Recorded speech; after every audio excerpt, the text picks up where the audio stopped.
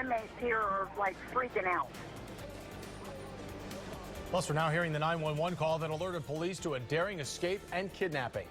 Good evening, everyone. I'm Jamison Uly. And I'm Wendy Ryan. Thanks for joining us. ABC Action News reporter Ryan Raish has new information about how a prisoner quickly took control and made his escape. Ryan?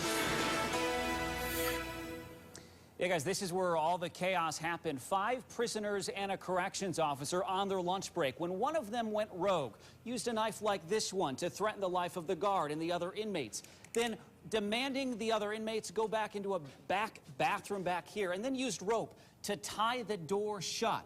While the prisoner took the guard away in handcuffs, the other inmates did the right thing. If this story has a hero, There was about 4 inmates that came running up to me. the award would go to the woman eating her lunch in the park who called 911. These 4 inmates here are like freaking out.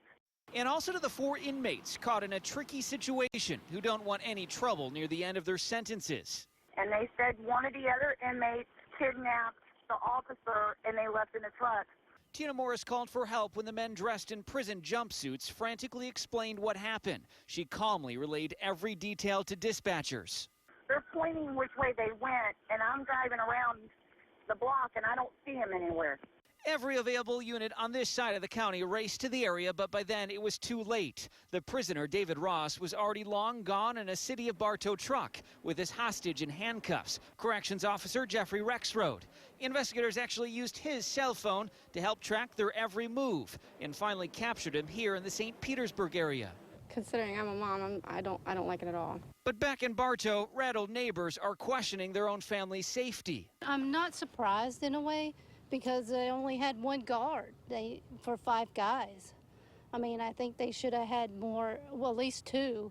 Tonight, Ross's arrest affidavit is shedding new light on exactly how he gained control of the situation. According to the other inmates, he used a knife and said, "If you don't go to the bathroom, I will cut the guard's neck." Ross was serving time for fraud and was expected to get out in a few years, but that all changes now. Tonight, the Florida Department of Corrections is doing a full review. I asked about having these prisoners work in a community like this. The Bartow police chief reiterated that these are low-level offenders without violent pasts, and they have not had a problem before. Live in Bartow tonight, Ryan Raish, ABC Action News.